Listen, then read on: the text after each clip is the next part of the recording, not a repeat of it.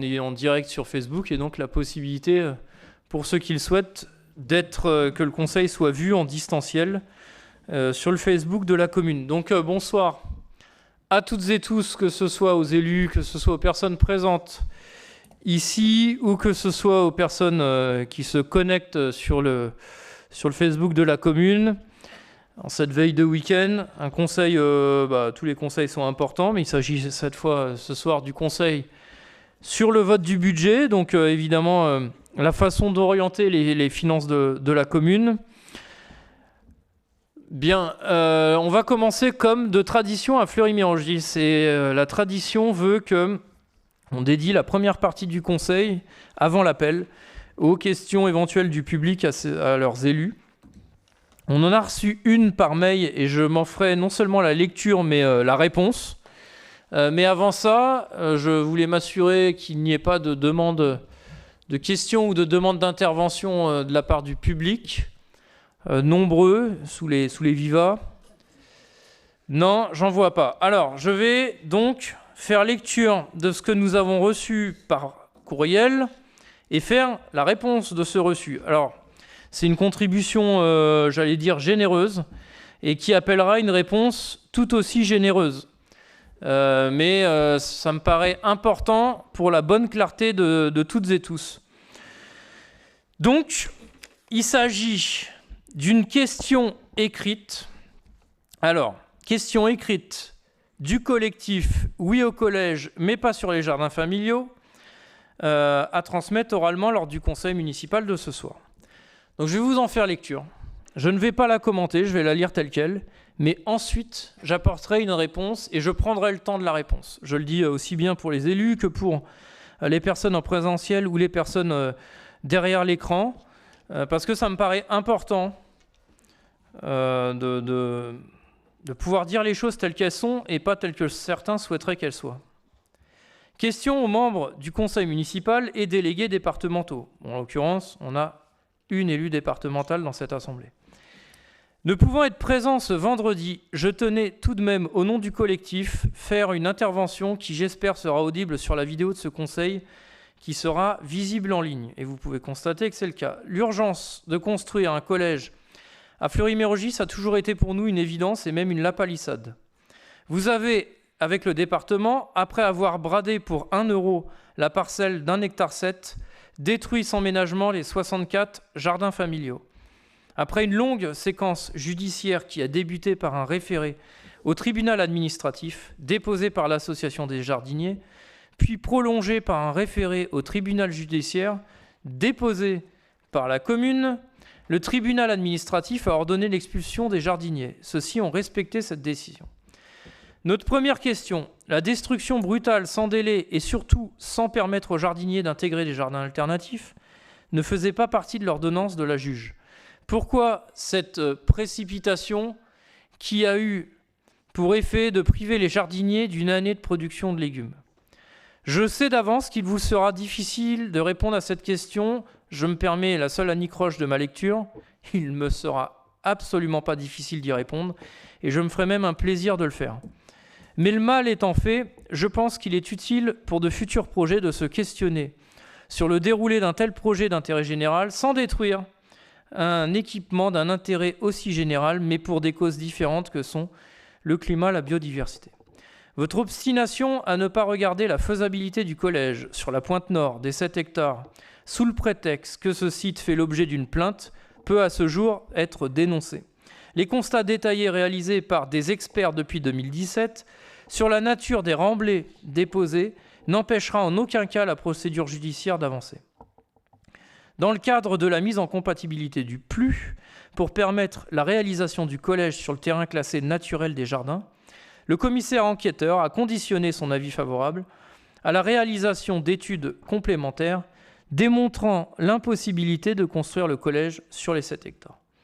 L'étude complémentaire réalisée en février 2024 par le bureau d'études mandaté par la commune dit clairement que le terrain des 7 hectares peut recevoir un collège. Dans la conclusion, le bureau d'études écrit, je cite, « L'évaluation quantitative des risques sanitaires mise en œuvre en prenant en compte des hypothèses et des paramètres sécuritaires ou raisonnablement majorant montre que la qualité du sous-sol constatée lors des investigations environnementales de janvier 2024 conduit à des niveaux de risque acceptables pour une implantation d'un établissement accueillant du public sensible, ces conclusions ne sont valables qu'avec l'application de restrictions d'usage et certaines dispositions constructives.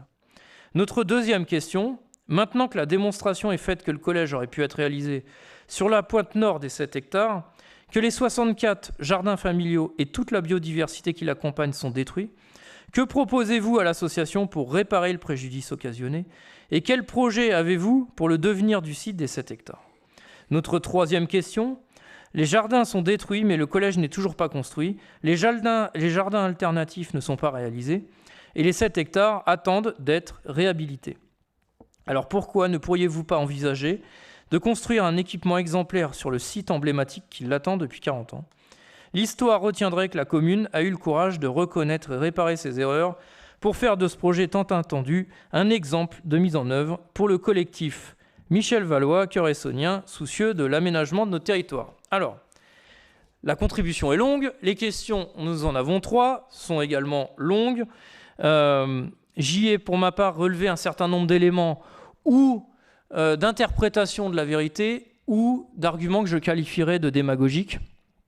Et donc je vais me permettre non seulement un rappel historique, de dénoncer ce que j'estime être de la distorsion de vérité ou de la démagogie, de mettre aussi les personnes concernées face à leurs propres contradictions et de répondre évidemment aux questions qui sont posées. Vu que le courrier est signé pour le collectif Michel Valois, je tiens d'abord à commencer par là et à dire 2 choses. D'abord, nous avons, en termes d'écrit de la part de ce fameux collectif, que de production d'une seule et unique personne, Michel Valois. Donc, je questionne même l'identité même de ce collectif. Ensuite, pour présenter au Fleury-Accummois qui est Michel Valois, puisqu'il se présente comme, pour le collectif, un Cœur-Essonnien, il ne peut pas se présenter autrement, puisque c'est un habitant de Morsan-sur-Orge, qui n'a plus évidemment d'enfants au collège, qui s'en soucie peu, et qui n'est pas du tout intéressé directement par les besoins et les préoccupations des Fleury-Accummois. J'ajoute que c'est une personne qui n'avait absolument qui ne disposait d'aucun jardin familial sur l'ancienne parcelle. Ça, c'est pour la présentation du contexte de l'écriture de ce courrier. Maintenant, pour revenir sur l'histoire, puisque dans le courrier, il est écrit, et ça fait l'objet de la première question, la destruction brutale sans délai et surtout sans permettre aux jardiniers d'intégrer des jardins alternatifs ne fait pas partie de l'ordonnance de la juge. Pourquoi cette précipitation qui a eu pour effet de priver les jardiniers d'une année de production de légumes? Donc un petit rappel historique, puisque nous sommes accusés de précipitation. En l'occurrence, non seulement nous avons pris le temps, mais il est grand temps. L'annonce de mettre à disposition cette parcelle au département pour construire un collège a été faite à l'ensemble des jardiniers avant l'été 2020. Il y a maintenant bientôt 4 ans. Suite à cette annonce, une délibération avait été prise au conseil municipal le 28 septembre 2020. Délibération qui concernait la cession de la parcelle. Nous avons, pendant cet intervalle de temps et pendant toute l'année 2020 et 2021, consulté à de nombreuses reprises l'ensemble des membres de l'association des jardins familiaux de l'époque. Et nous les avons consultés sur plusieurs points. D'abord, pour les informer de cette intention de la commune de mettre les moyens nécessaires pour installer un collège sur notre ville, et nous l'assumons encore aujourd'hui complètement. Et ensuite, il s'agissait avec les jardiniers d'élaborer un scénario alternatif de relocalisation, puisque nous avons toujours dit depuis le début que nous tiendrons, nous, les 3 bouts de l'histoire, et les 3 bouts de l'histoire concernent le 7 hectares, le collège et les jardins familiaux. Donc les concertations que nous avons eues avec les jardiniers dès 2020 indiquaient cette intention, et on n'a jamais encore aujourd'hui bougé de cette intention. On a ensuite reçu le nouveau président élu, je l'ai reçu moi-même le 10 juillet 2021, pour l'informer de cette disposition du collège et des conditions de la venue du collège. Nous avons ensuite envoyé un courrier de la commune le 16 juillet, puis le 2 septembre 2021, 2 courriers aux 10 présidents, ainsi qu'aux jardiniers, pour indiquer que nous mettons fin à la convention d'occupation des jardiniers sur le terrain communal de la parcelle AH 147. On est là au 7 novembre 2021.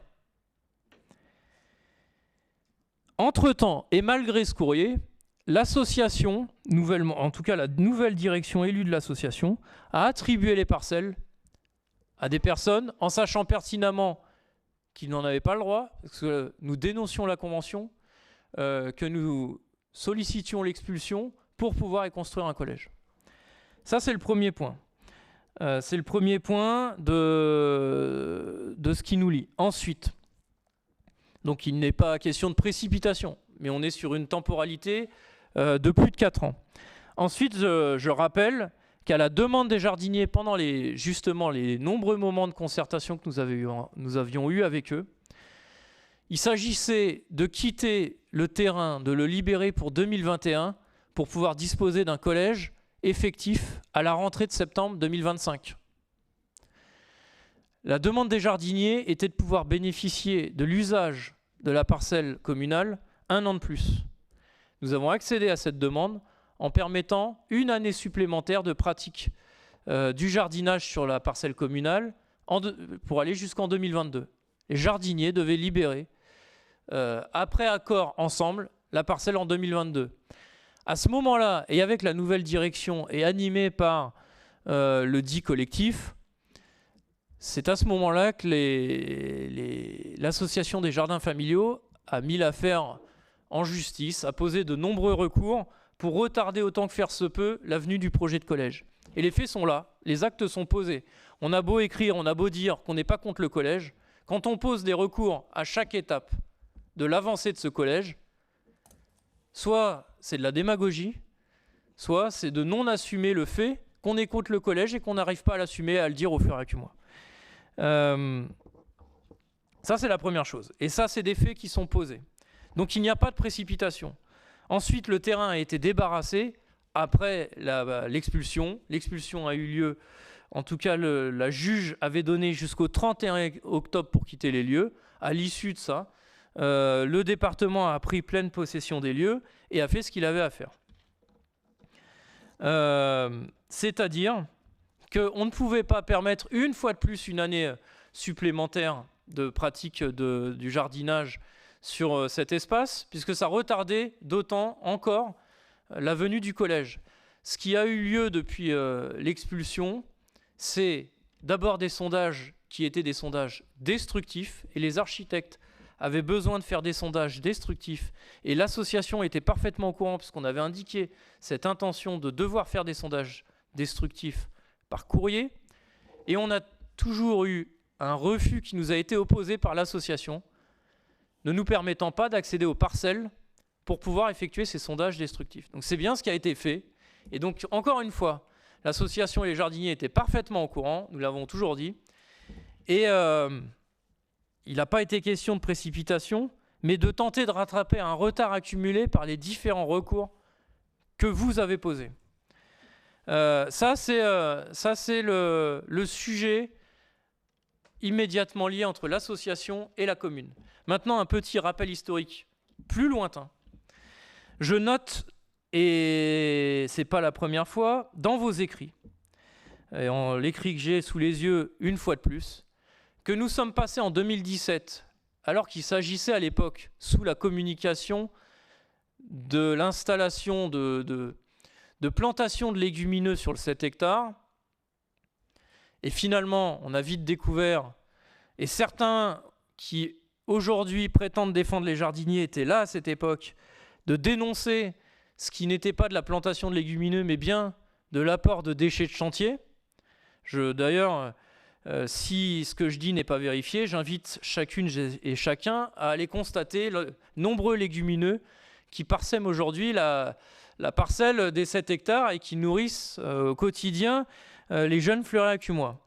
Et ils constateront qu'il y a fort peu de légumineux. Et à l'époque, d'ailleurs, il n'était pas question de légumineux, enfin, en tout cas, il n'était pas question de remblai de votre part ou des personnes qui peuvent vous entourer. Et là, je m'adresse aux personnes, en tout cas au moins à la personne qui s'abrite derrière un collectif qui écrit ce courrier. Vous parlez de remblai pour diminuer l'impact de ce qui s'est passé sur le 7 hectares. Alors moi, je vais reprendre des termes qui se disaient en 2017. En 2017, certains disaient « Nous pensons qu'un projet agricole pourrait servir à masquer l'enfouissement des déchets de chantier aux 7 hectares. » Les mêmes parlent de déversement d'au moins, à minima, 175 000 tonnes de déchets. Les mêmes encore disent qu'on a un préjudice potentiel pour la commune évalué à plus de 10 millions d'euros. Toujours les mêmes, personnes qui vous entourent, Monsieur Valois, qu'il s'agit de terres provenant d'un chantier d'Athis-Mons sur lequel une concentration de mercure supérieure au seuil fixé serait indiquée. D'autres, mais qui font partie des personnes qui ont été amenées à nous solliciter, parlent de scandale environnemental à l'époque. Je ne vois pas parler de remblai, j'entends déchets, j'entends scandale environnemental, j'entends un projet agricole servirait-il à masquer des déchets de chantier. J'entends aucune trace de terre végétale détectée. Sur le terrain des 7 hectares est un lieu d'enfouissement des déchets inertes de chantier francilien. Je vois l'association Fleury Naturellement dire que l'opération des 7 hectares consiste à transformer le terrain naturel et protégé en décharge de terre polluée et de gravats du BTP. Je vois d'autres dire que le résultat des analyses, à qui profite le crime. Et donc on passe de cet état de fait, de ces éléments de langage, à des remblais. Je note une évolution dans vos discours respectifs. Ça, c'est des éléments factuels et concrets et un rappel historique. Je rappelle également que nous tenons les 3 bouts de cette affaire. Et nous sommes fiers de le faire et nous n'avons jamais dévié de la ligne qui est la nôtre, à savoir faire justice sur l'affaire des 7 hectares, obtenir réparation pour la commune que nous estimons victime, travailler à l'installation d'un collège sur notre ville dans les plus brefs délais pour réparer une injustice vieille de plusieurs dizaines d'années, et permettre la relocalisation des jardins familiaux tout en réussissant la progression de la pratique du jardinage sur notre commune. Nous tenons ces 3 bouts et nous obtenons des résultats sur les 3 bouts. Depuis la plainte que nous avons déposée et que vous contestiez le fait que nous ayons déposé plainte, le fait que nous ayons tenu et que nous n'ayons pas cédé à vos retournements de veste, fait qu'aujourd'hui on a des mises en examen. Et nous nous en félicitons. Ce que dit le rapport, Monsieur Valois, le rapport ne dit pas autre chose et ne fait pas autre chose que confirmer ce que nous indiquons. Il dit qu'il y a des déchets. Il précise l'évaluation, et vous gardez bien de le dire, il précise l'évaluation du montant de l'évacuation de ces déchets. Et donc, moi je vais aussi lire la partie du rapport qui le dit. Et cette partie dit quoi ?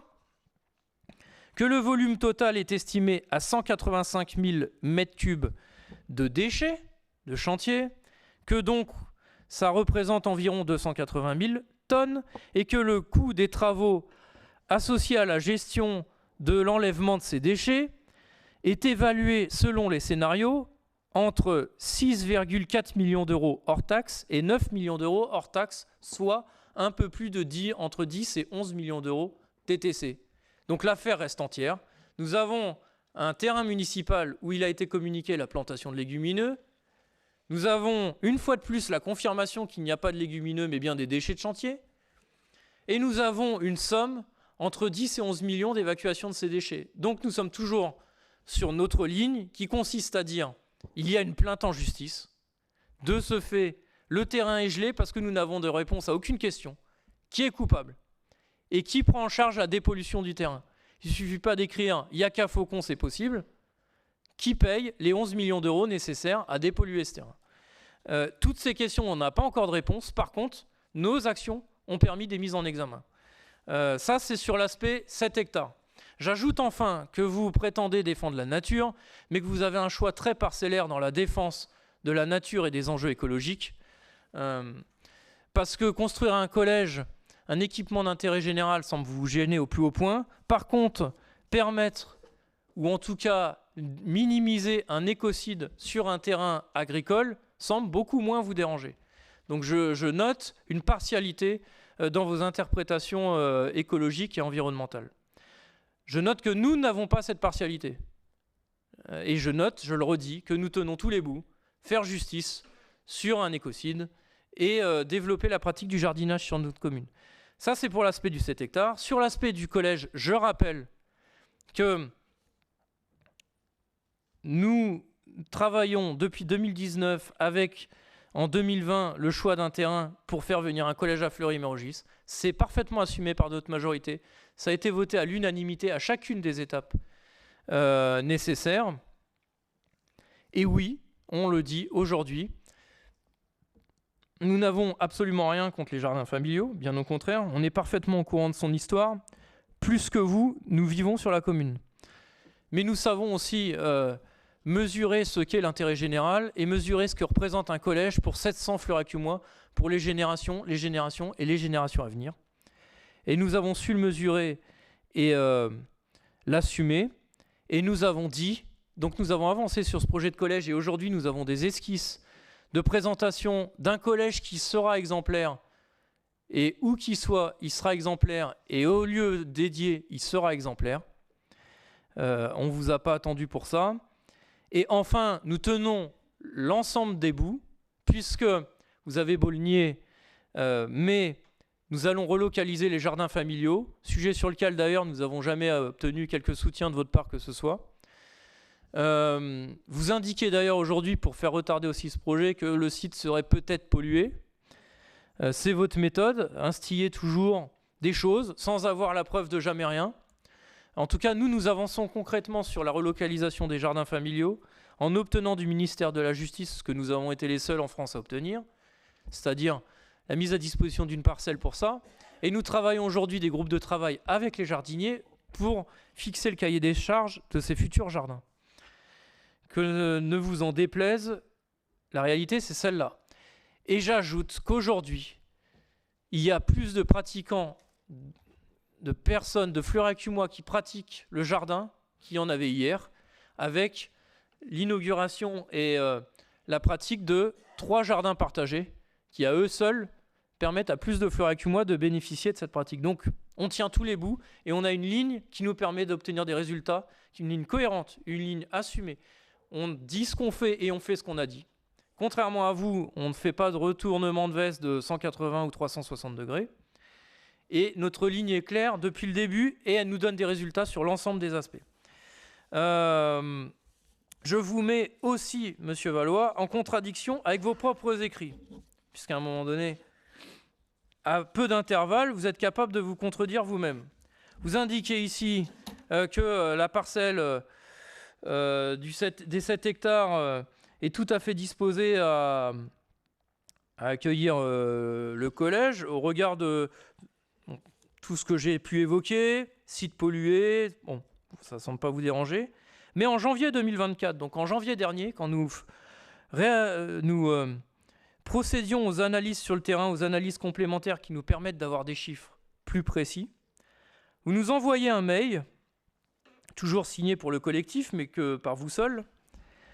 Et dans ce mail, vous vous inquiétiez de ce qui se passait sur le 7 hectares et vous indiquiez que les 7 hectares méritent l'attention réservée aux espaces naturels. Et pourtant, mais c'est une constante à Fleury, l'entreprise missionnée n'a visiblement pas reçu de consigne pour respecter la végétation spontanée et la zone humide répertoriée. On parle bien du 7 hectares. Donc, un coup, c'est un terrain naturel à protéger avec une zone humide. Un coup, c'est un terrain tout à fait disposé à accueillir une construction. Et, alors je ne sais pas d'où vous sortez ça, mais c'est propre à vous et à vos collègues, certainement. Toutefois, nous apprécions le revirement de la municipalité d'envisager la construction en 2029 ou 2030 du collège sur ce site. Nous n'avons pas dévié d'1 millimètre et nous ne sommes pas sur des échéances à 2029 ou 2030, mais nous sommes en train de travailler pour une échéance à la rentrée de 2026. Ne vous en déplaise, c'est l'objectif que nous nous sommes fixés et qui a été réaffirmé par le président du département. Donc vous êtes vous-même contradictoire avec vos propres écrits et en plus vous affirmez des choses dont vous n'avez même pas connaissance, affirmant ça comme si c'était des vérités établies. Or, je suis au regret de vous informer que vous ne disposez pas de la vérité établie. Enfin, je vais répondre question par question à chacune de vos questions pour que vous ne puissiez pas dire que nous avons peur ou que nous cachions quoi que ce soit. Tout est clair et assumé. Pourquoi cette précipitation qui a eu pour effet de priver les jardiniers d'une année de production de légumes? Les jardiniers ont privé les jeunes fleuraccumois aujourd'hui d'une année de rentrée en 2025. Donc il n'y a pas de précipitation, il y a du retard. Je sais d'avance qu'il vous sera difficile de répondre à cette question, mais particulièrement difficile à répondre au regard de ce que vous avez provoqué pour les jeunes fleuraccumois. C'est pour eux que c'est difficile, mais pas de vous répondre à vous. La deuxième question. Maintenant que la démonstration est faite que le collège aurait pu être réalisé sur la pointe nord des 7 hectares, démonstration n'est pas faite du tout. Précision est faite qu'il y a pollution et qu'il y a une somme à donner. Démonstration n'est pas faite du tout. Que proposez-vous à l'association pour réparer le préjudice et quel projet avez-vous pour le devenir du site des 7 hectares? Alors ce qu'on propose, c'est ce que nous avons toujours proposé et nous ne dévions pas de ce que nous avions indiqué, c'est-à-dire qu'on travaille toujours à relocaliser les jardins familiaux.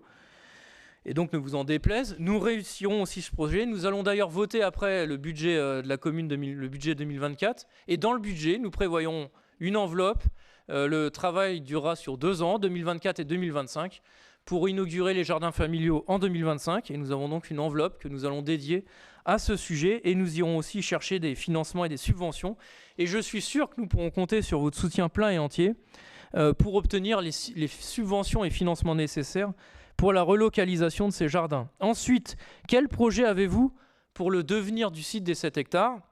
Vous avez, semble-t-il, du mal à comprendre des choses pourtant évidentes. Tant que l'affaire en justice n'est pas réglée, tant qu'il n'y a pas de coupable et surtout tant qu'on ne sait pas qui paiera les 11 millions nécessaires à la dépollution, il ne nous est pas possible de prévoir des projets. Il faut que ça puisse être intégré dans votre logiciel.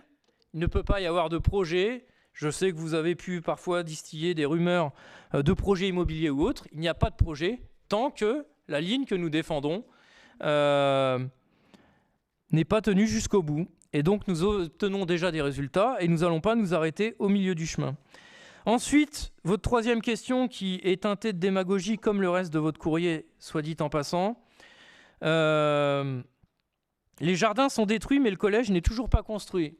Excusez-moi, mais si ça, c'est pas démagogique, évidemment que le collège n'est pas construit. Un équipement de 34 millions d'euros ne se construit pas en 3 mois.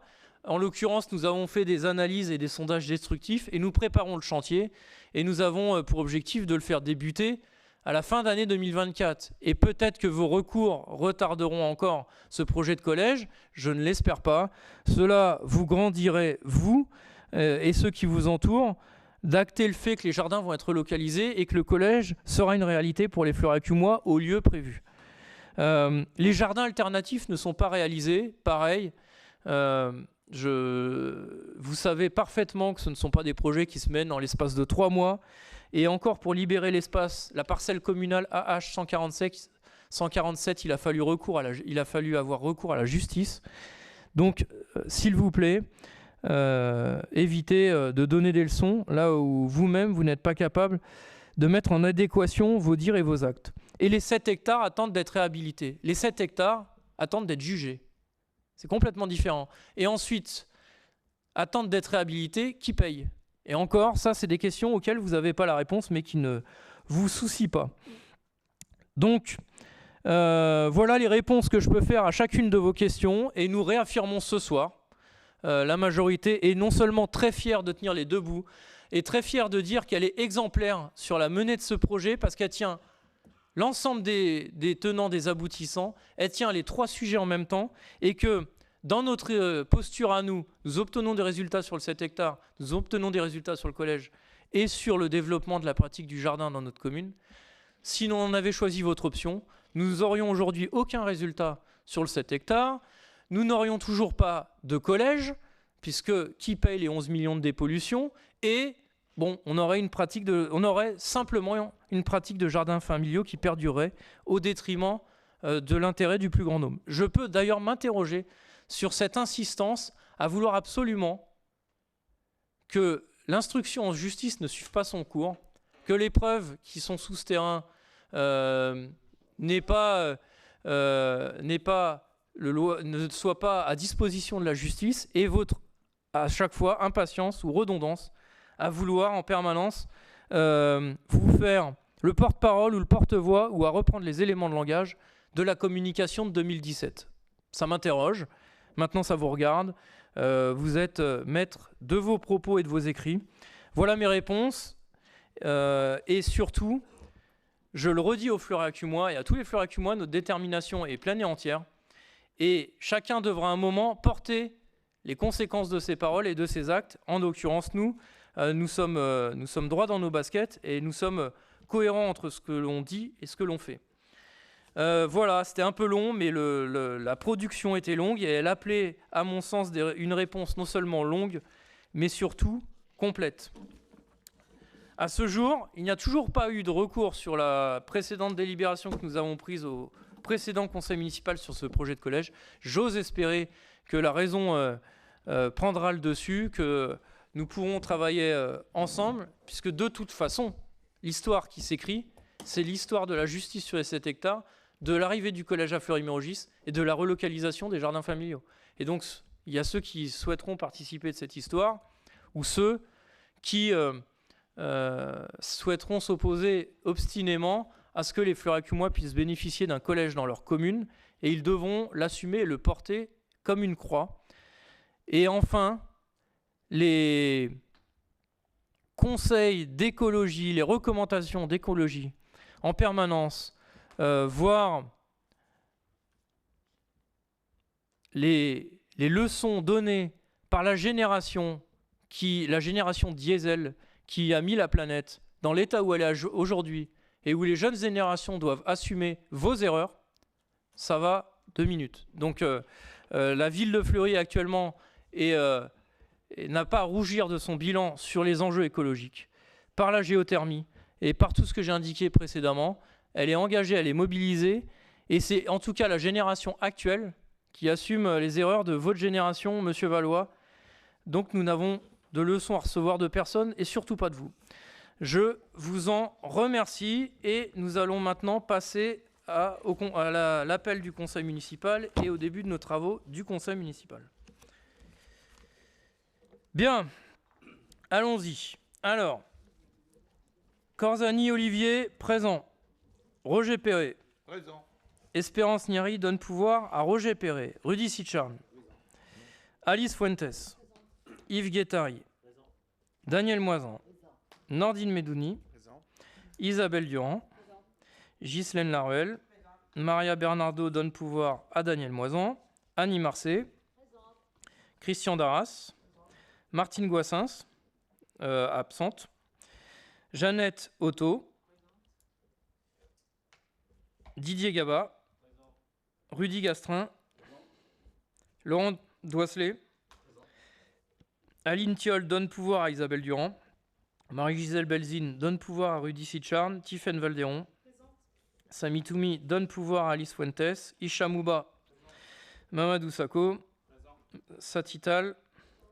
Mélanie Barbou donne pouvoir à Isha Mouba. Julien Corzani donne pouvoir à Olivier Corzani. Emma Dumas-Tandia donne pouvoir à Sophia Mejri. Mais Sophia Mejri, voilà. Albert Lavenette. Et donc la secrétaire de séance sera Sophia Mejri. Alors, avant que nous passions et aux décisions et au déroulé de l'ordre du jour de notre conseil municipal, un petit mot, chers collègues et surtout chers concitoyens. Vous le savez certainement, et si ce n'est pas le cas, j'aurai la tristesse de vous en informer. Il y a quelques heures de ça, un jeune Castelvirois est décédé des suites de ses blessures. Eux-mêmes font suite à, on ne pourrait même pas appeler ça une rixe, mais à un lynchage d'un jeune pris à partie par une bande. Et malheureusement, s'en est suivi son décès. On pourrait donc appeler ça, comme on l'a appelé ici, un assassinat. Vous imaginez bien que nous sommes particulièrement touchés, concernés au regard de l'histoire récente de la commune. On a Viry-Châtillon ce soir, on en a eu d'autres depuis 2022. On a également Montpellier. On a un jeune qui est dans le coma, une jeune. Voilà, on est forcément profondément heurté, touché par ces événements. Alors, toutes les caméras du monde ne permettent pas d'empêcher ce type de risque. Et forcément, on ne peut d'abord que mesurer pleinement, et surtout dans notre commune, ce que représente ce drame pour la famille, pour l'équipe municipale en place qui a géré ce terrible et tragique événement. Et on multiplie les messages pour dire qu'il faut que ça cesse. Les parents se mobilisent mais sont inquiets pour leurs enfants, et on voit que pour des raisons qui nous échappent parfois, on peut arriver à des situations particulièrement dramatiques. Ce soir, on souhaitait que le conseil municipal de Fleury-Mérogis rende au moins un hommage à cet acte terrible. Et donc, chers collègues, je vais vous proposer de vous lever pour 1 minute de silence en mémoire de ce jeune, et surtout pour dire à ces violences qu'elles doivent cesser.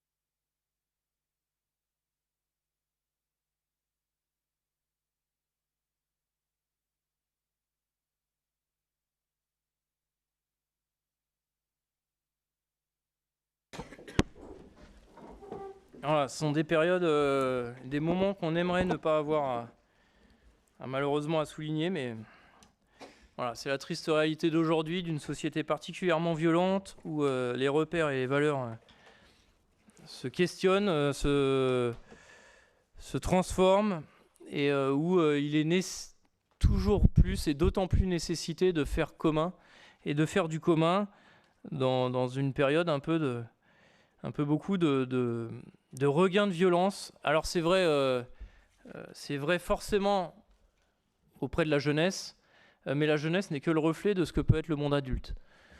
Il n'y a qu'à voir le comportement des uns et des autres, parfois qui doivent nous interroger, et on est dans une époque où on ressent que la moindre contrariété n'est pas acceptée, que la moindre négation n'est pas acceptée, que la moindre contrainte est tout de suite objet de tensions assez fortes. Donc voilà, c'est un appel un peu, alors, qui vaudra ce qu'il vaudra, mais en tout cas un appel à tout le monde pour mesurer ce que chacun produit au quotidien et l'image qu'il renvoie.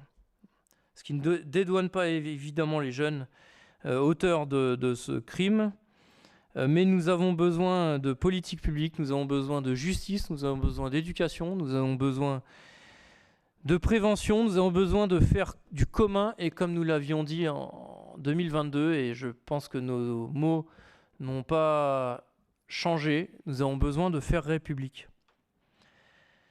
Voilà, dans un département qui est particulièrement touché par ces phénomènes. Alors, pour le premier point, il s'agit des décisions. Il s'est passé peu de temps entre le précédent conseil et celui-là, donc on a quelques décisions. Globalement, il s'agit de contrats passés, de contrats de maintenance ou de contrats avec des prestataires, mais sur des petites sommes à moins de 10 000 euros. Et pour la dernière, il s'agit d'une convention avec l'UCPA dans le cadre d'un séjour autonome sur le domaine de Bombane. Bon, je ne pense pas que ça appelle de grandes remarques. Il s'agit en fait d'affaires courantes. Nous passons ensuite à l'approbation du PV, donc du précédent conseil municipal du 19 mars dernier. Appelle-t-il des remarques? Je n'en vois pas, donc je vais procéder au vote. Qui vote pour? Unanimité, je vous en remercie. Et nous passons maintenant au point numéro 1 de notre conseil municipal. Alors nous abordons maintenant la séquence budgétaire en 2 points. Le budget primitif et la reprise anticipée des résultats, et ensuite surtout le budget en tant que tel. Et ce premier point, la reprise anticipée, nous est présenté par Rudy Sitcharn.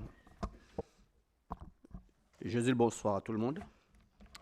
Oui, le résultat prévisionnel de l'exécution du budget principal au titre de l'exercice 2023 font apparaître un excédent de fonctionnement de 6 699 917,45 € pour être précis, et un excédent d'investissement à hauteur de 1 821 317,94 €, qui est compensé par un solde de reste à réaliser négatif de moins 3 534 000, soit un besoin de financement de 1 712 698,80 €, qui devait être couvert par une inscription au chapitre 1068. Ceci étant dit, il est proposé au conseil municipal de reprendre par anticipation les résultats prévisionnels de l'exercice 2023, ce qui donnera lieu aux inscriptions budgétaires suivantes. Au 001, résultat antérieur d'investissement reporté en recettes d'investissement 1 821 317,94 €. Et en section de fonctionnement, il a été décidé d'affecter 4 982 218,59 €. Ce sera au 02. Et 1 712 690,80 € au compte 1068, excédent capitalisant section d'investissement. Et de préciser aussi que les restes à réaliser font également apparaître dans un résultat d'investissement des restes à réaliser négatifs à hauteur de moins 3 534 016,80 €.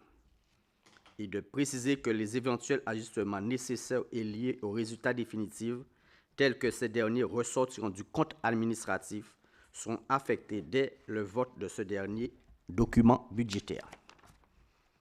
Et bien sûr, d'autoriser le maire ou, en cas d'empêchement, un adjoint à signer au nom et pour le compte de la commune toute pièce de nature administrative, technique ou financière nécessaire à l'exécution de la présente délibération.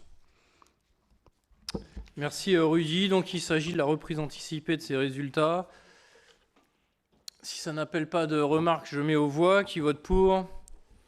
Unanimité, je vous en remercie. Et nous avons le point numéro 2 qui concerne donc là, cette fois, le budget de la commune et le vote du budget primitif qui nous est présenté par Rudy Sitcharn.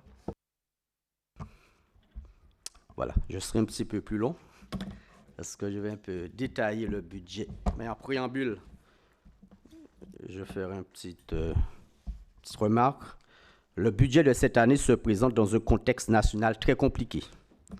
L'État présente un déficit sans précédent de 154 milliards d'euros, soit 5,5% du PIB. La dette publique s'élève à plus de 3 000 milliards d'euros, soit 110% du PIB. Cette situation rend les choses difficiles pour le pays vis-à-vis des créanciers. Si cela perdure, ce sera les foyers français et les collectivités qui subiront les conséquences d'une politique de rigueur. Si cette année, les collectivités ne seront pas impactées sur le budget, les années à venir pourront être fatales avec une diminution significative des dotations de l'État. Le budget primitif est un acte politique qui fixe les moyens que se donne le conseil municipal pour réaliser ses objectifs en respectant des règles strictes où les dépenses et recettes sont évaluées de façon sincère. Il autorise le maire à réaliser un certain nombre d'opérations budgétaires Le budget n'est pas figé. Il peut être modifié en cours d'exercice par des décisions modificatives en fonction de l'évolution des dépenses ou des recettes qui n'auraient pas pu être prévues au moment de l'adoption du budget. Il est à noter qu'à compter du 1er janvier 2024, c'est-à-dire de cette année, la collectivité change de nomenclature comptable en passant de la M14 à la M57, impliquant une évolution de la maquette budgétaire. Ce changement rendra un peu complexe la comparaison du budget primitif 2023 et 2024, parce qu'il y a quelques petites modifications par rapport à ce sujet. Par contre, pour l'exercice, maintenant on va passer à notre budget 2024. Pour l'exercice 2024, le budget de la commune s'équilibre ainsi, comme vous voyez sur le tableau, en fonctionnement 23 688 476 € et 59 centimes. En investissement, 14 232 250 € et 56 centimes.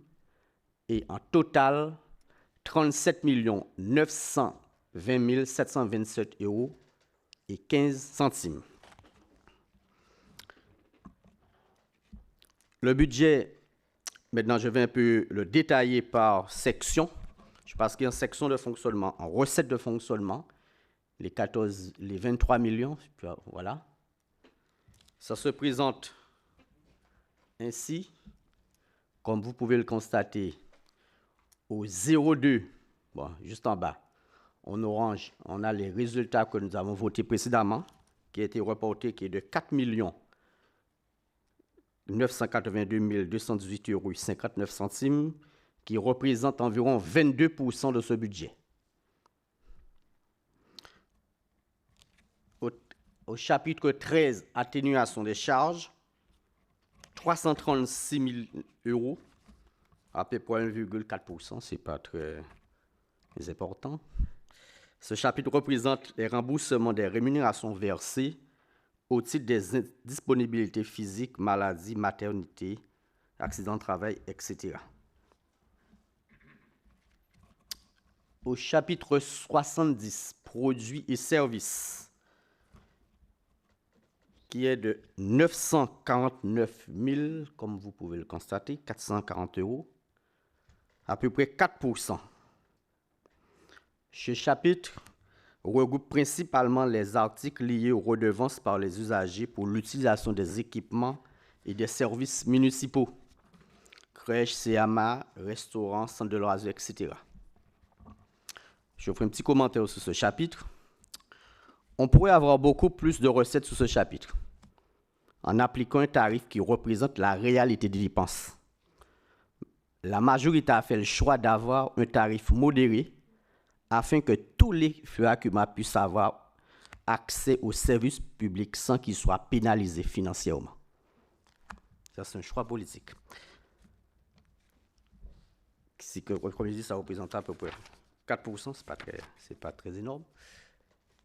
Maintenant, au chapitre 73, c'est là effectivement qu'on a une petite, par rapport à la M14 qui regroupait tout, et impôts et taxes. Mais pour qu'on puisse avoir plus de lisibilité, au 73, impôts et taxes, qui représente 23%, qui est de 5 millions. Qui est de 5 millions 2 à peu près, c'est ça, 5 millions 2. Ce chapitre est essentiellement alimenté par le reversement de la compensation de la taxe professionnelle de l'AGLO, ainsi que par le Fonds de la solidarité d'Île-de-France. Par exemple, pour la taxe, pour la compensation de la taxe d'AGLO, c'est 2 942 000, je dis un petit peu, 578 €. Ce montant reste figé dans le temps. C'est au moment, parce que même si je ne sais pas combien d'années que cela a été transféré, mais au fait, on a toujours... Avant 2009, voilà, ça fait plus de 20 ans. Ça veut dire effectivement que la compensation qui a été faite à l'époque, même si aujourd'hui on a beaucoup plus d'entreprises sous Fleury, au fait, ça restera figé. La compensation n'est pas vraiment juste et dans la durée. Et pour la solidarité Île-de-France, c'est 2 millions. On a à peu près 2 millions. Ça, c'est pour la première partie des fiscalités. Et le 73.1, ce sont les fiscalités locales, qui est de 6 millions 700, ouais, à peu près 8 à peu près, je pense. 6 millions 700 000 euros. Il représente à peu près 28% du budget de fonctionnement, des recettes de fonctionnement. Ce chapitre regroupe les impôts directs locaux et taxes. Par exemple, taxes foncières, taxes locales sur la publicité extérieure, taxes sur la consommation de finale de l'électricité, taxes sur les pilotes électriques, etc. Tous les taxes où c'est directement la commune qui les fixe. C'est pour ça, effectivement, quelque part, c'est intéressant. Ça nous permet de voir effectivement ce qu'on... Avant, c'était regroupé dans un seul chapitre. On ne pouvait pas avoir la lisibilité. Et si un jour, on met la taxe de séjour, effectivement, ce sera dans ce chapitre.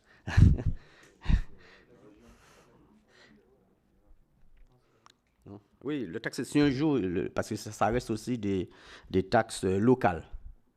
Mais pour l'instant, on ne l'applique pas, mais si un jour ça arrive, on le fait, ce serait intéressant.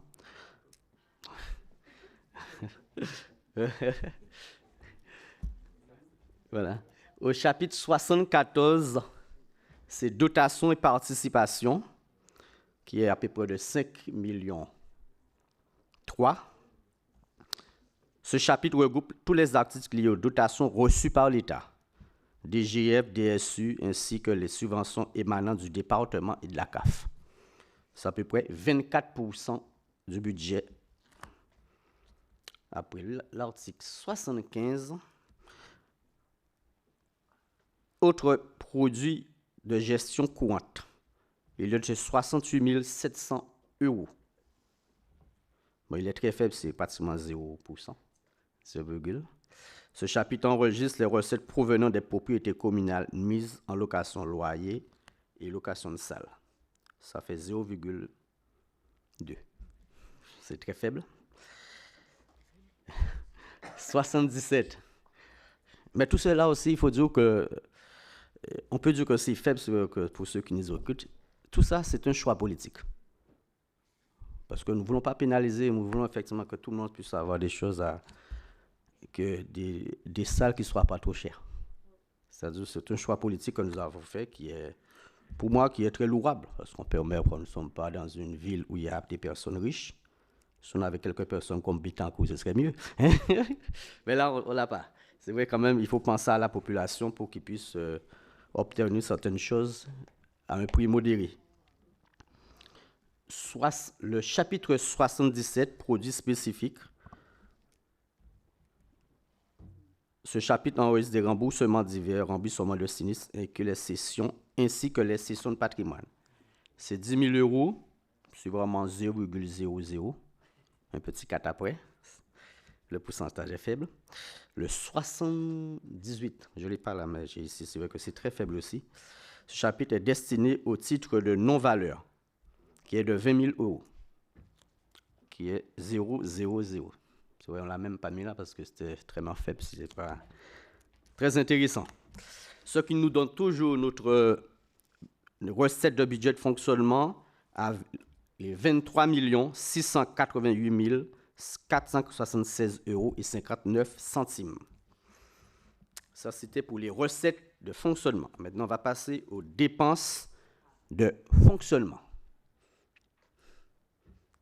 Voilà. Qui est toujours le même niveau, toujours les 23 600 000. Il se décompose ainsi au chapitre 11, charges à caractère général, 4 800 000. Ce chapitre enregistre les dépenses courantes permettant à la collectivité de fonctionner: eau, gaz, carburant, fourniture, alimentation, prestations de services. Il est à signaler que ce chapitre représente une petite baisse de 9%, qui est due au passage au passage des équipements de la collectivité en géothermie. Ça nous a permis effectivement de faire un peu d'économie. Nous avons l'intention de poursuivre cet effort en travaillant sur la rénovation énergétique afin de maîtriser les dépenses liées à ce chapitre. Il faut noter aussi ces 9% d'économie nous a permis d'avoir un peu d'argent pour financer le remboursement du prêt, de dégager un peu d'économie pour le financement du prêt. Le chapitre 12, le chapitre 11 représente 20% des dépenses. Le chapitre 12, charge de personnel, est de 12 millions. Ça reste toujours le plus important. Et c'est pour être précis, 12 55 080 €, ce qui nous donne 51% du budget de dépenses. Ce chapitre est lié à tout ce qui concerne la masse salariale. Cette augmentation est due, premièrement, par les 5 points d'indice des fonctionnaires, qui est une très... Oui, non compensée, ça, vous avez me précédé, c'est ça que j'allais dire, qui est une bonne chose pour les agents, mais qui est non compensée par l'État et aussi par le changement d'échelon qui est automatique par l'ancienneté. Ça, c'est quelque chose qui est tout à fait normal. Mais à ces 2 points, nous avons une augmentation de 3,5% supplémentaire de la masse salariale pour répondre aux besoins de recrutement en faveur des nouveaux services et équipements. Personnel de la crèche, je vous ai énuméré les quelques équipements que nous aurons besoin du personnel.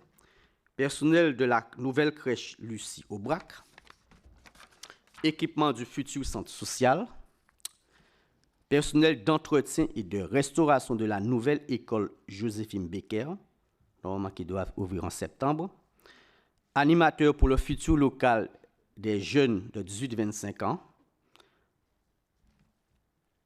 Notre majorité assume le choix de maintenir un service public de proximité afin de répondre aux besoins de nos concitoyens. On refuse la facilité de privatiser les services publics. Notre choix est clair et sans ambiguïté, faire tout pour maintenir le service public de proximité.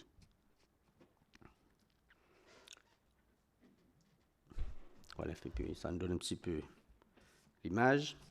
Au chapitre 23, on revient à notre graphique. C'est virement à la section d'investissement.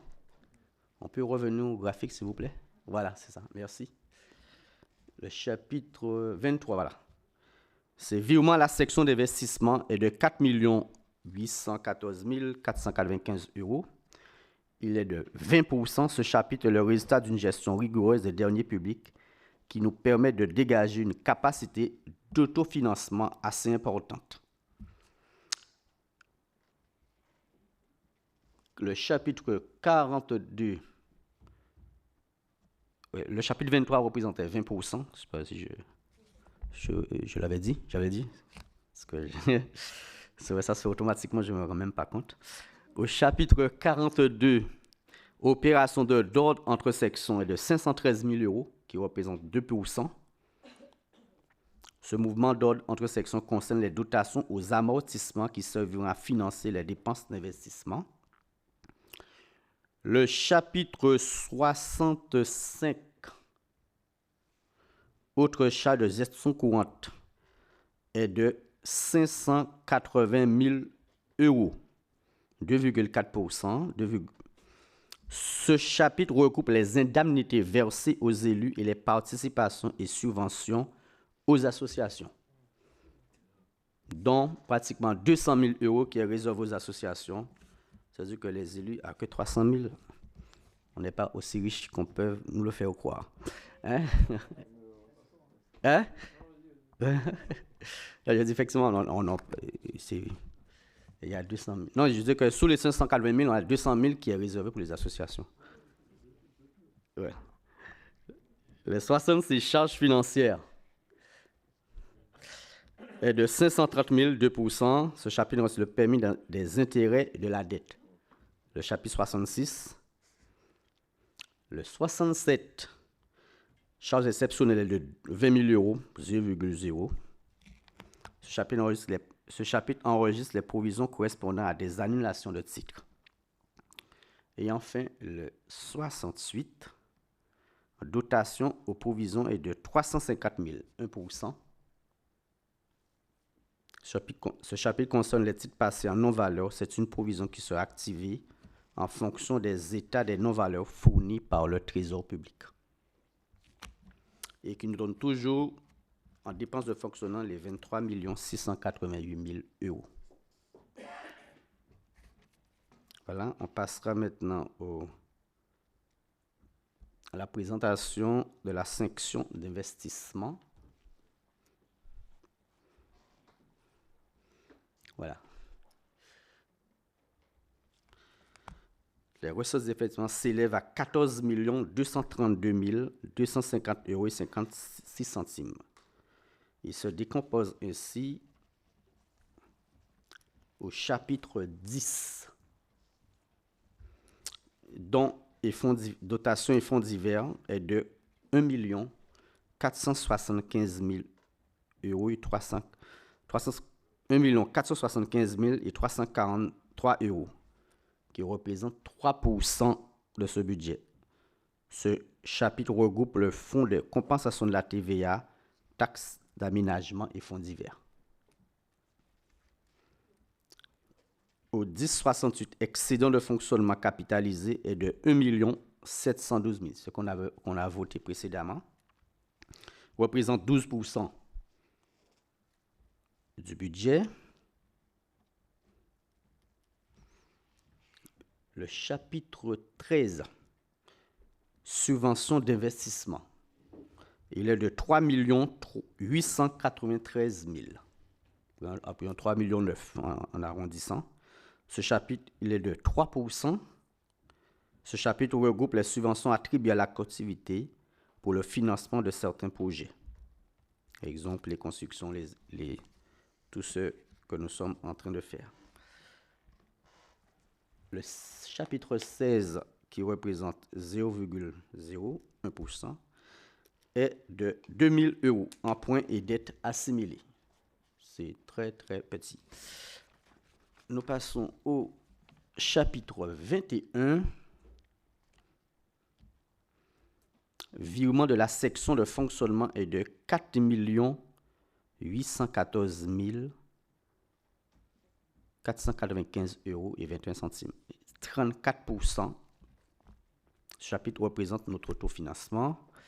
Et le mouvement d'ordre entre sections est de 513 000, c'est le chapitre 40, qui est de 3%. Et on revient à notre résultat des 14 millions. Ça, c'est pour nos recettes.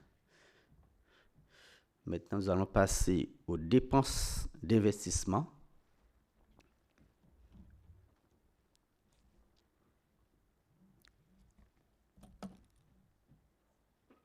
Voilà.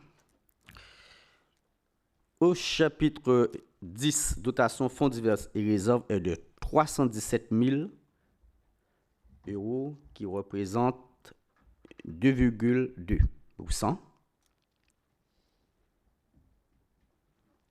Le chapitre 16, emprunts et dettes assimilés, est de 757 000 euros, 5% des dépenses.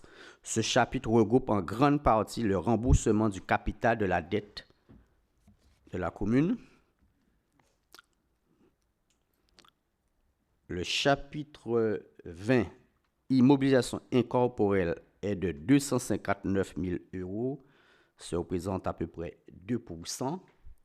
Ce chapitre regroupe certains frais d'études, etc. Le chapitre 21,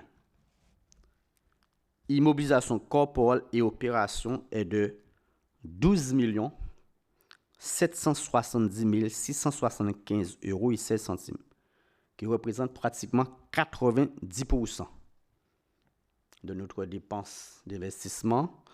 Ce chapitre est le plus important dans nos dépenses d'investissement. Il regroupe l'ensemble des acquisitions d'investissement allant du mobilier à la réhabilitation et l'extension des équipements publics.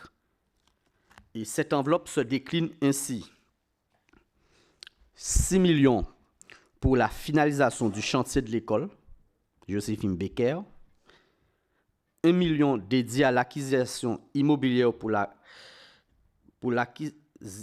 réalisation d'un futur centre de santé,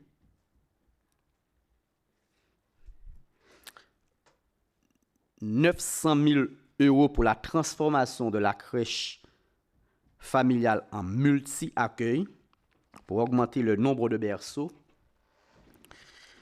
865 000 pour la réalisation en 2 années des jardins familiaux, 650 000 pour l'opération d'aménagement de locaux dédiés à 2 nouveaux services, les ASVP et une équipe d'animateurs de quartier 16-25 ans. 450 000 pour l'entretien du patrimoine communal, dont 200 000 pour les écoles. 410 000 pour la réalisation d'aires de jeu et de terrains de proximité. Et 400 000 pour la finalisation de l'installation de la vidéoprotection. Voilà. Je pense que tout a été dit. Voilà, effectivement, là, pour ce qui concerne les dépenses d'investissement, tout a été dit. On retrouve notre montant de 14 232 250 € et 56 centimes. S'il n'y a pas de remarques, je passerai la parole à Monsieur le maire. Merci Rudy pour cette brillante présentation. Donc un petit point. Donc vous voyez derrière, alors on a mis les projets phares, hein, les projets qui mobilisent le plus de sommes. Vous avez bien compris que là il s'agit des dépenses. Tout à l'heure dans les recettes, il y avait aussi dotations, subventions, etc. Et donc on a des rentrées, on a été chercher des subventions. Il serait intéressant que sur le prochain exercice, qu'on mette aussi les niveaux de financement qu'on arrive à obtenir, parce que c'est beaucoup de temps de travail, d'investissement, pour aussi aller chercher les financements nécessaires à la sortie des opérations.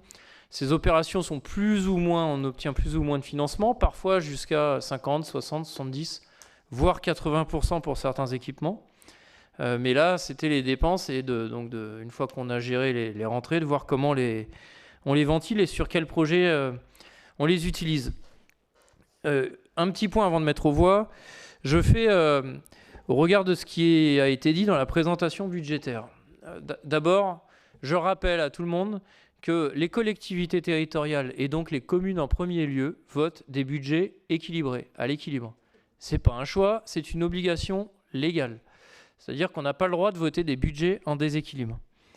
C'est important de le signifier quand on entend de la part en ce moment du ministre des Finances quelque chose de récurrent qui, pour reprendre ses propos, dit qu'il y a du gras à aller chercher dans les collectivités.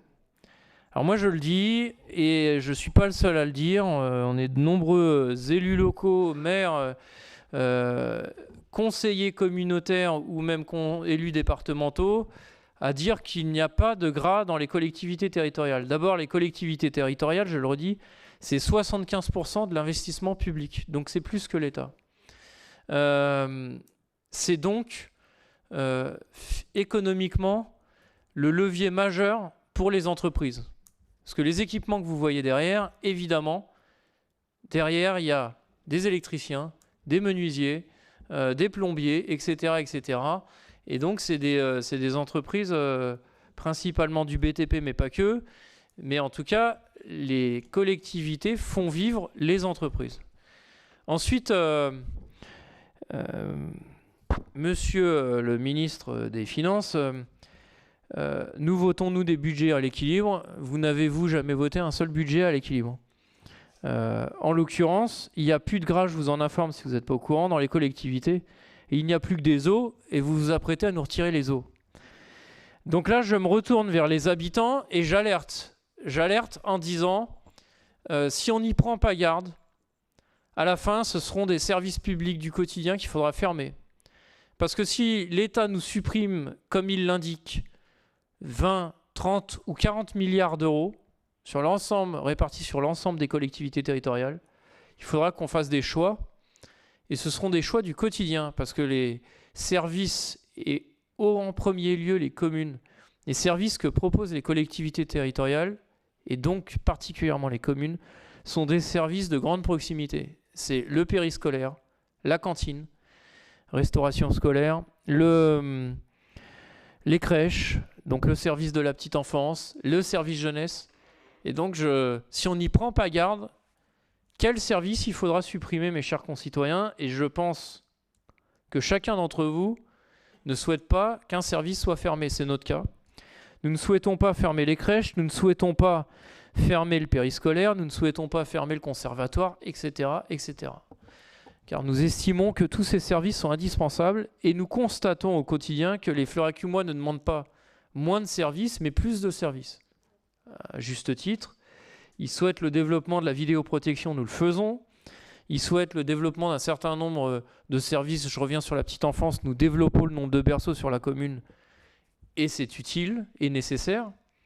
Et donc le ministre, en disant ça, il nous semble, se trompe.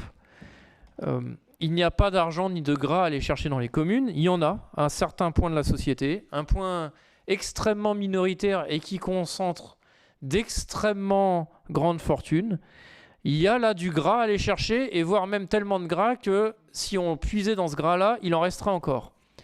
Donc je le dis, les collectivités sont non seulement inquiètes, mais en colère sur l'injonction qui commence à circuler de façon relativement majeure. Nous allons donc nous apprêter à voter notre budget, avec derrière les projets concrets pour les Fleuracumois que nous portons, et dont nous sommes convaincus qui ne sont pas du gras ni du plaisir, mais qui sont indispensables.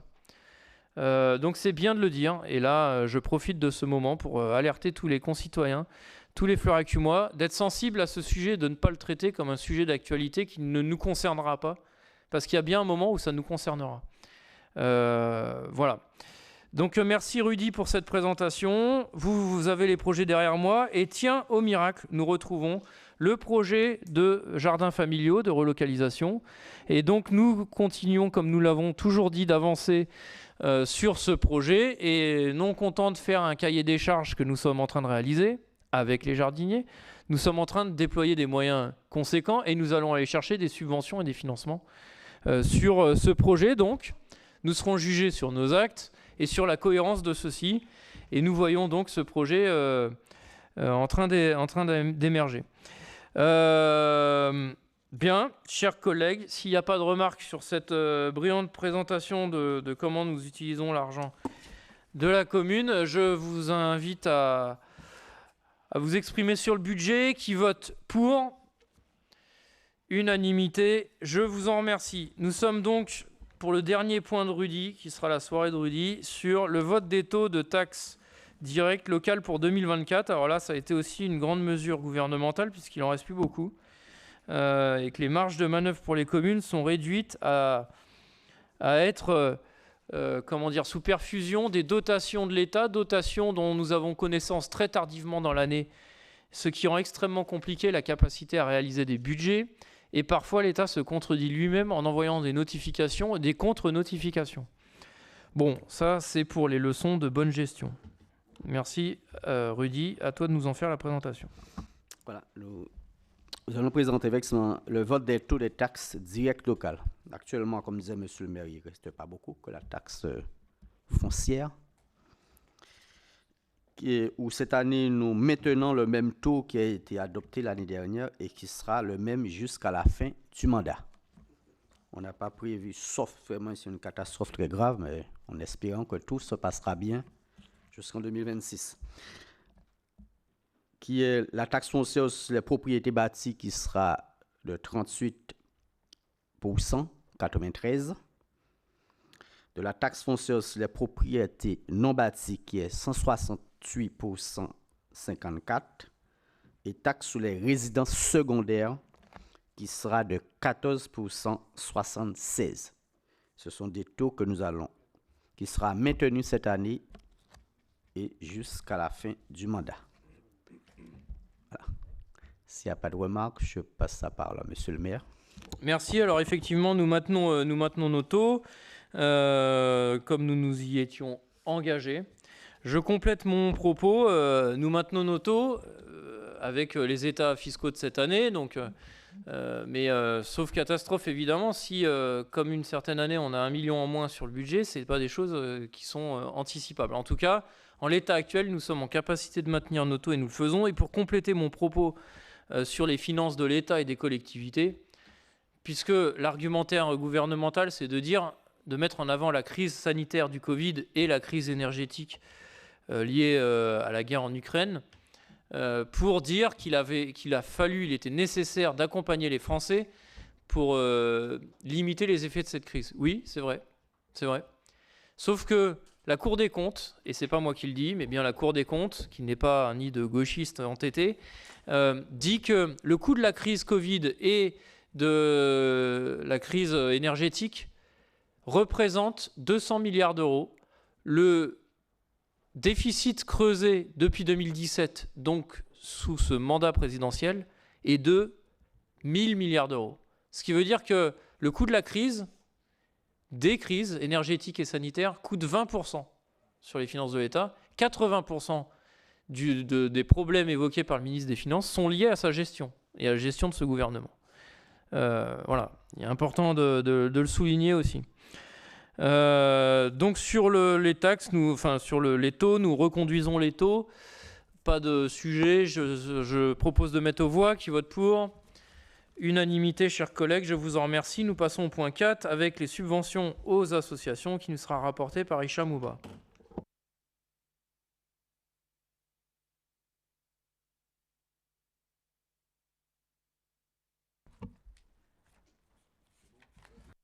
Alors, bonsoir à toutes et à tous. Donc, en 2024, les montants des subventions proposées au regard des dossiers déposés dans une première instruction s'élèvent à 152 210 euros, répartis comme suit. Donc, budget de fonctionnement pour un montant de 131 210 euros et les projets spécifiques pour un montant de 21 000 euros. Par ailleurs, il est proposé de prévoir un fonds de réserve afin d'envisager l'instruction de nouvelles subventions à des associations en cours d'année, notamment la subvention CEPFI, qui est en cours de négociation avec le conseil départemental. Le montant total alloué aux subventions associatives pourrait s'élever donc à 220 000 euros. Après l'étude des dossiers de demande des subventions des associations par l'administration, la proposition de déploiement des subventions pour les associations est présentée dans un tableau ci-joint. Donc s'il n'y a pas de remarques, je redonne la parole à Monsieur le maire. Merci. Donc là, j'alerte qu'on a un certain nombre d'élus qui ne prennent pas part au vote. Je vous invite à l'issue du conseil à aller vous manifester auprès de l'administration pour vous assurer que vous n'avez pas pris part au vote. Et j'insiste particulièrement sur les présidents d'associations. Sinon, je mets donc aux voix ce tableau de subventions aux associations qui est pour... Et nous n'avons donc pas unanimité, puisque un certain nombre d'élus ne prennent pas part au vote. Ils iront vérifier qu'ils ont bien été enregistrés comme tels auprès de l'administration. Délibération suivante. Merci, chers collègues. Délibération suivante. Alors, il s'agit toujours de continuer d'avancer sur le sujet de collège. Donc, nous avons une délibération pour permettre les aménagements nécessaires au projet. Voilà, c'est une délibération très technique. Je ne sais pas si elle appelle des remarques ou sinon je mets aux voix. Qui vote pour. Unanimité, je vous en remercie. Nous avons encore deux délibérations. La délibération numéro 6. Alors, la ville a une zone jusqu'à l'année dernière et donc cette délibération concerne cette zone-là, une zone qu'on appelle quartier politique de la ville, dit dans le langage, le verbiage administratif QPV. Il s'agissait des honnêtes. Donc, cette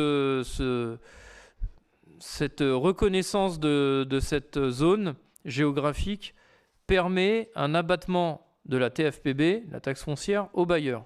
Évidemment, en contrepartie d'actions sociales ou d'actions en direction du quartier, puisqu'il s'agit d'argent public.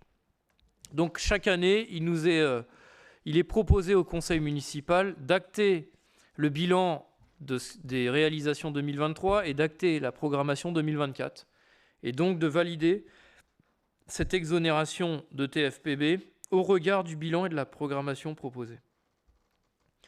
La géographie prioritaire de notre commune va évoluer, elle a déjà évolué, mais ça ne concerne pas cette délibération-là.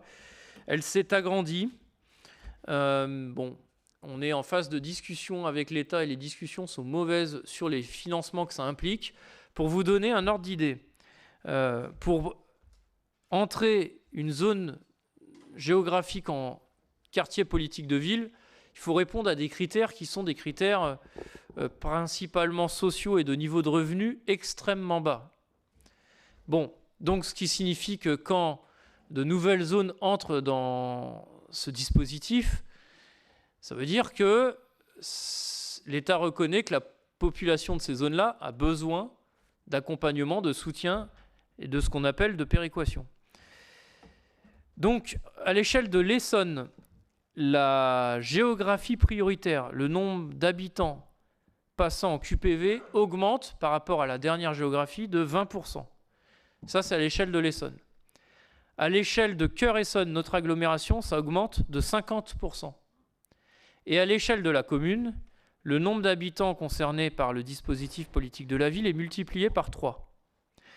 Bon, donc 20% à l'échelle de l'Essonne, et les financements prévus par l'État, dans une logique populaire imparable, vous serez tenté de me dire, augmentent de 20%.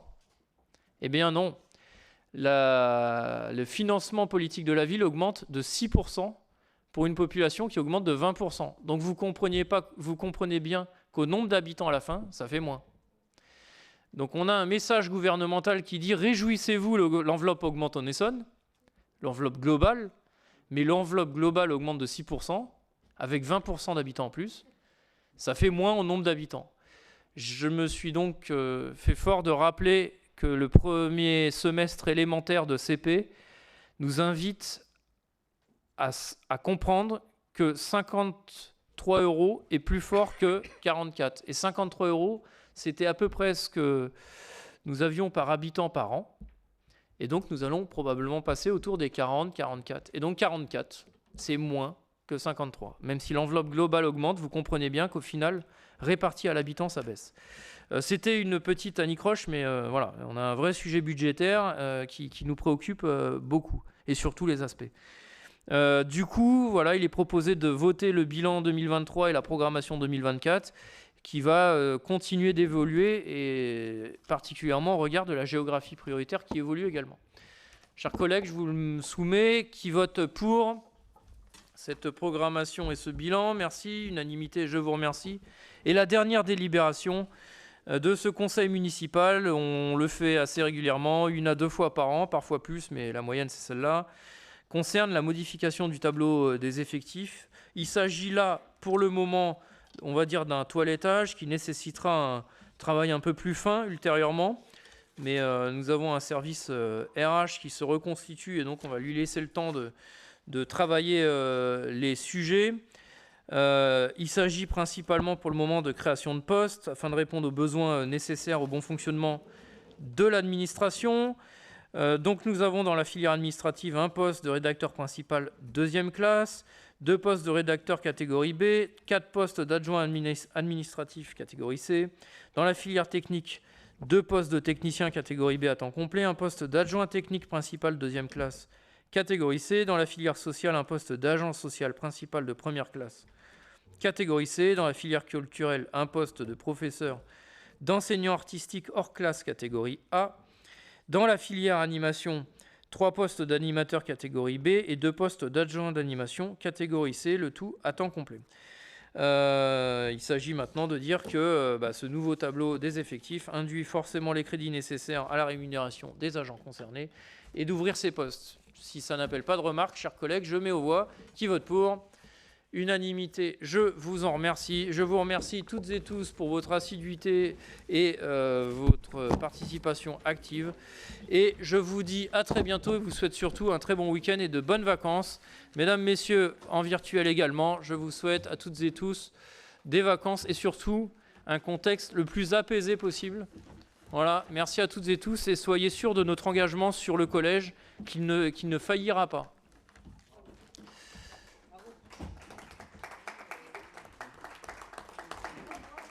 Les studios.